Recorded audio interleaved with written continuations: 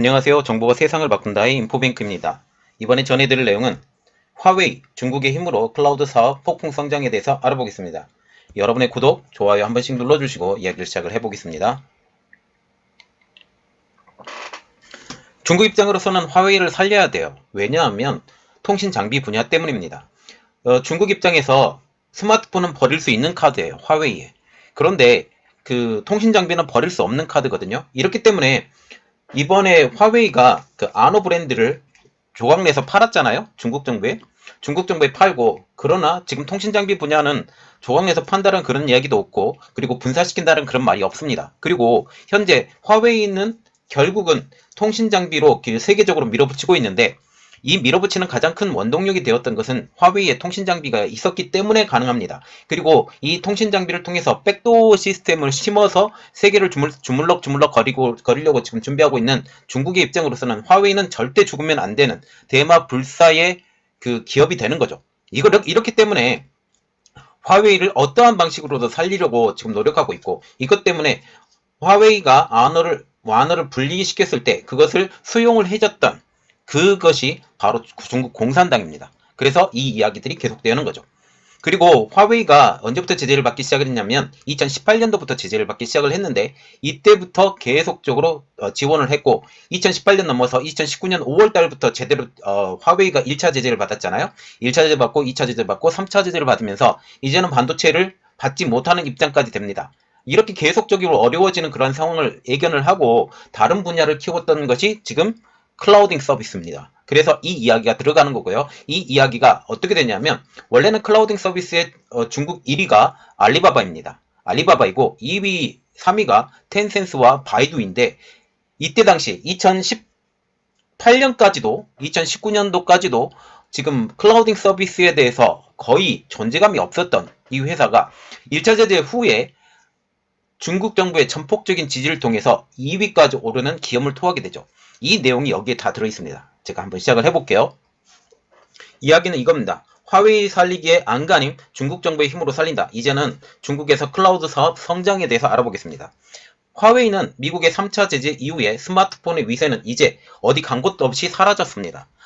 지금 세계 스마트폰 업체 2위까지 올라갔던 화웨이가 이제는 세계 스마트폰 업체 7위로 지금 수직 낙하했고, 내년에는 이것보다 더 떨어질 것으로 지금 예상이 되어가고 있어요. 이렇게 됨으로써 화웨이의 스마트폰 위상은 없다라고 보시면 되고, 그리고 통신장비 업체로서의 위상도 많이 사라졌죠. 그래서 미국의 정책을 통해서 이렇게 이야기가 나오는 거예요. 스마트폰도 통신장비도 4G까지는 괜찮다. 그러나 5G는 안 돼. 그리고 6G도 안 돼. 라고 지금 계속 밀어붙이고 있기 때문에 이번에 그 정권 이양 소리가 미국에서 계속 나고 있죠. 이것까지는 아직까지는 확실하게 결정되는 것이 아니기 때문에 제가 그것에 대해서는 아무 말도 못 해드리겠습니다. 그러나 다음 정권이 트럼프 정부가 됐든 그리고 바이든 정부가 됐든 누가 되더라도 이것을 돌이키지 못하도록 만들려고 노력하는 것이 지금 트럼프 정부의 지금 기본 목표잖아요. 그래서 지금 끝까지 열심히 일하고 있고, 그리고 대만을 계속 도와주고 있고, 이 내용들이 계속 올라가고 있는 상황이죠. 그러면서 지금 중국 입장으로서는 바이든 정부를 통해서 다시 한번 퀀텀 점프를 할 수 있는 그런 좋은 기회로 삼아야 되겠다라고 해서 이번에 대통령 선거도 중국 정부에서 굉장히 많이 도와줬던 걸로 제가 판단을 하고 있습니다. 자, 그래서 지금 이렇습니다. 그래서 4G까지는 괜찮아. 그러나 5G는 안 돼라는 분위기예요. 이러한 가운데 생존의 돌파구로 노트북 PC를 성장을 시키려고 하고 있었고, 실제로 노트북 PC 점유율이 그 2위를 차지할 만큼 지금 중국에서도 굉장히 호황을 누리고 있어요. 그런데 이 분야에서도 화웨이에서 분사한 아너에 마이크로소프트가 협력하면서 다시 협공을 하는 분위기로 지금 나아가고 있어요. 이러한 상황에서 아너의 노트북 PC가 화웨이의 노트북 성장에 발목을 잡을 수 있다는 분위기까지 지금 나오고 있다는 거죠. 이러한 가운데 화웨이는 중국 정부의 도움으로 클라우딩 서비스 컴퓨팅 사업에 더욱 역량을 쏟는 것으로 지금 드러나고 있습니다. 이 분야에서 화웨이는 2019년도까지만 해도, 아까 서두에서 말씀드렸다시피 19년도까지만 해도 존재감이 거의 없었어요. 이제는 중국 정부의 힘으로 이제 중국 내 2위까지 성장하는 거대 기업이 되었습니다. 여기서 그림 하나, 급성장하는 중국 클라우딩 서비스라고 해서 지금 계속적으로 이 시장이 커져가만 가고 있죠. 4일날 홍콩 사우스차이나 모닝포스트에 의하면 런정페이 화웨이 CEO는 직원들에게 클라우드 사업을 최우선으로 두어야 된다라고 말하면서 신년 메시지를 보낸 것으로 지금 얘기가 나오고 있어요. 그래서 지금 화웨이에서 제일 신경을 쓰는 부분이 클라우딩 서비스예요. 클라우딩 서비스인데 이 클라우딩 서비스는 서버를 빌려주고 다른 사람들에게 이 서버에 대한 빌려주는 값을 받아서 운영하는 게 클라우딩 서비스예요. 여기서 이렇게 되는 거죠. 그는 또 화웨이의 클라우드 부분은 아직 충분한 경쟁력을 갖추지 못하고 있다고 하면서 선택과 집중을 통해서 돌파구를 마련해야 한다고 강조를 했습니다. 그래서 위기의 화웨이, 이제는 클라우드로 라고 지금 이름을 딱 붙였어요. 통신 장비와 스마트폰 두 축으로 계속적으로 성장했던 화웨이가 2019년도부터 시작되었던 화웨이의 미국에서부터 시작한 세 번의 제재를 통해서 이제는 통신과 스마트폰 분야에서 미국 기술이나 장비를 사용한 반도체를 살 수 없게 되면서 거의 위기에 처했습니다. 그리고 5G 통신 장비 부분 같은 경우도 지금 한 1년간 재고가 있었다고 하지만 이때 9월 달에 지금 이게 일어났었잖아요. 그러면 내년 9월, 올해 9월이죠. 올해 9월 달에 이것이 어떻게 되는가에 대해서 지금 보면 되겠습니다. 그래서 올해 9월까지 이 통신 장비 시장에서 5G용 통신 장비를 받지 못하게 된다면 5G용 통신 장비의 보급이 이게 어려워질 수 있다라는 이런 분석까지 나오고 있어요. 그래서 화웨이가 견딜 수 있는 시간은 점차적으로 다가오고 있다라고 보시면 되겠습니다. 화웨이는 이에 대응하고자 미국의 제재 대상이 아닌 클라우드 사업에 힘을 쏟고 있습니다. 이 결과 2020년 3분기 기준 화웨이는 중국 클라우드 시장에서 점유율 16.2%로 알리바바 점유율 40.9%에 이어서 2위를 달리는 기염을 토했죠. 2019년도까지만 해도 아까 처음 말씀드렸다시피 중국에서는 3대의 강자가 있습니다. 누구냐? 알리바바, 텐센스, 바이두. 이렇죠. 화웨이는 이들에게 밀려서 순위조차 잡히지 않을 만큼 존재감이 굉장히 미미했었는데 단 1년 만에 순위가 2위로 꽁충 뛰어오른 것입니다. 완전히 바뀌게 된 것이죠.